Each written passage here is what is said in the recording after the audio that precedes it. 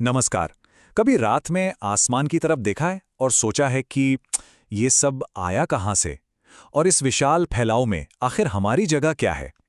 आज हम इन्हीं सवालों के जवाब ढूंढने के लिए समय और अंतरिक्ष की एक अविश्वसनीय यात्रा पर निकल रहे हैं। हर कहानी की एक शुरुआत होती है, पर हमारे ब्रह्मांड की कहानी वो सबसे बड़ी और शायद सबसे रहस्यमयी है। तो चलिए सबसे बड़े सवाल से ही शुरू करते हैं। आखिर ये सब शुरू कैसे हुआ? देखिए, ब्रह्मांड की उत्पत्ति का जो अध्ययन है, जिसे कॉस्मोलॉजी कहते हैं, वो दर्शकों तक वैज्ञानिकों के बीच एक बहुत बड़ी बहस का मुद्दा रहा है। लंबे समय तक दो मेन थ्योरीज थीं जो आमने सामने थीं। एक तरफ थी बिग बैंग थ्योरी, जो कहती है कि हमारा ब्रह्मांड एक बहुत ही ज्यादा गर्म और घने पॉइंट से शुरू हुआ। इसका सबसे बड़ा सबूत यह है कि आकाशगंगाएं हमसे लगातार दूर जा रही हैं, जैसे किसी धमाके के बाद टुकड़े बिखरते हैं। दूसरी तरफ थी स्टेडी स्टेट थ्योरी, जिसका कहना था कि ब्रह्मांड हमेशा से ऐसा ही है। लेकिन ये थ्योरी उस कॉस्मिक बैकग्राउंड रेडिएशन को नहीं समझा पाई, जो बिग बैंग की एक तरह से गूंज है, और इसीलिए इसे खारिज कर दिया गया। तो इसी फैलाव को अगर हम रिवर्स में देखें, तो साइंटिस्ट ने हिसाब लगाया है कि इसकी शुरुआत कब हुई होगी। सोचिए, करीब 13.8 अरब साल पहले एक ही पल में सब कुछ वजूद में आ गया। तो हमने समय की शुरुआत देख ली, लेकिन सवाल यह है कि इस 13.8 अरब साल पुराने ब्रह्मांड में हम हैं कहां? चलिए अपना कॉस्मिक एड्रेस ढूंढते हैं। चलिए बाहर से अंदर की तरफ जूम इन करते हैं। शुरुआत करते हैं पूरे ज्ञात ब्रह्मांड से, खरबों आकाशगंगाओं का एक विशाल जाल। और उन्हीं खरबों में से एक है हमारी अपनी आकाशगंगा, द मिल्की वे, अरबों तारों का एक घूमता हुआ शहर। अब इस शहर के एक शांत से कोने में एक छोटी सी गली है, जिसे कहते हैं ओरायन स्पर। और यही है हमारा घर, हमारा सोलर सिस्टम।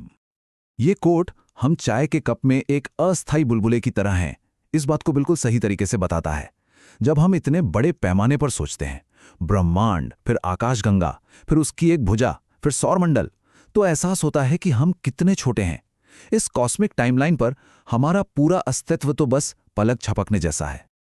अब हमारे इस छोटे से कॉस्मिक मोहल्ले के दिल में एक धधकता हुआ इंजन है, एक ऐसा इंजन जो यहां लाइफ को पॉसिबल बनाता है, हमारा सूरज। अक्सर लोग सोचते हैं कि सूरज आग का एक बहुत बड़ा गोला है, पर सच तो उससे कहीं ज्यादा फैसिनेटिंग है।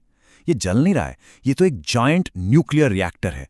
इसके कोर में एक प्रोसेस होता है जिसे कहते हैं न्यूक्लियर फ्यूजन, जहां जबरदस्त दबाव के कारण हाइड्रोजन हीलियम में बदल जाता है और इसी से निकलती है वो बेहिसाब एनर्जी। हमारे सौरमंडल में सूरज का ही राज चलता है। मतलब ये इतना इतना विशाल है कि हमारे पूरे सोलर सिस्टम के कुल मास का 99% से ज्यादा तो अकेले सूरज में ही है।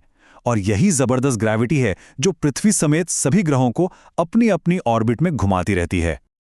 अब ये बात सोचकर देखिए, सूरज हमसे इतना दूर है कि उसकी रोशनी को, जो कि यूनिवर्स में सबसे तेज चीज है, हम तक पहुंचने में 8 मिनट से ज्यादा लग जाते हैं। इसका मतलब ये हुआ कि हम जब भी सूरज को देखते हैं तो हम उसे वैसा देख रहे होते हैं जैसा वो 8 मिनट पहले था। तो सूरज की ऑर्बिट में जो 8 ग्रह हैं, वो कोई एक हैप्पी फैमिली नहीं है। असल में ये दो बिल्कुल अलग अलग गुटों में बटे हुए हैं, दो अलग दुनियाएं समझ लीजिए।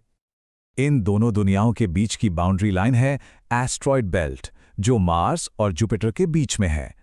इस लाइन के अंदर है छोटे चट्टानी टेरेस्ट्रियल ग्रह, और बाहर की तरफ हैं विशाल गैस और बर्फ के दानव, जिन्हें जोवियन ग्रह कहते हैं। और हर ग्रह की अपनी एक अलग ही कहानी है। वीनस को देखिए, सूरज से दूर होने के बावजूद मर्क्यूरी से भी ज्यादा गर्म है, अपने रनअवे ग्रीनहाउस इफेक्ट की वजह से। जुपिटर, अरे वो तो इतना बड़ा है कि बाकी सारे ग्रह उसके अंदर समा सकते हैं।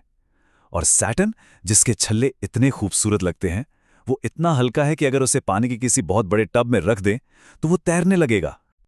लेकिन सौरमंडल में सिर्फ सूरज और ग्रह ही नहीं है, यहां और भी बहुत से सेलेस्टियल वॉन्डरर्स हैं जो ब्रह्मांड में घूमते रहते हैं। हम में से ज्यादातर लोगों ने रात में आसमान में एक तेज रोशनी की लकीर देखी होगी और उसे टूटता तारा समझकर कोई विश मांगी होगी। पर क्या वो सच में एक तारा होता है? देखिए, होता यह है कि अंतरिक्ष में चट्टान का एक टुकड़ा घूम रहा होता है। उसे कहते हैं मीटियोरॉइड। जब वो हमारे एटमॉस्फेयर में एंटर करता है और जलने लगता है तो वो बन जाता है मीटियोर, यानी हमारा टूटता तारा। और अगर उसका कोई हिस्सा जलने से बचकर जमीन तक पहुंच जाए तो उसे कहते हैं मीटियोरॉइड। तो अगली बार जब कोई टूटता तारा देखें तो याद रखिएगा, वो तारा तो बिल्कुल नहीं है। और फिर आते हैं धूमकेतु, कॉमेट्स। ये सौरमंडल के गंदे बर्फीले गोले जैसे हैं। जब ये अपनी ऑर्बिट में घूमते हुए सूरज के पास आते हैं तो गर्मी से इनकी बर्फ सीधे गैस बन जाती है और अपने साथ धूल और चट्टान के कण भी ले उड़ती है। और सूरज की रोशनी जब इस पर पड़ती है तो बनती है वो शानदार पूंछ जो लाखों किलोमीटर तक लंबी हो सकती है। तो बिग बैंग की शुरुआत से लेकर हमारे सौर मंडल के बर्फीले कोनों तक हमने समय और स्पेस में एक बहुत लंबी यात्रा की है। ये यात्रा हमें याद दिलाती है कि इस विशाल ब्रह्मांड में हमारी जगह कितनी नाजुक पर कितनी अनोखी है। और ये हमें एक आखिरी सवाल के साथ छोड़ जाती है, इस हल्के नीले बिंदु पर इंसानियत आगे क्या खोजेगी।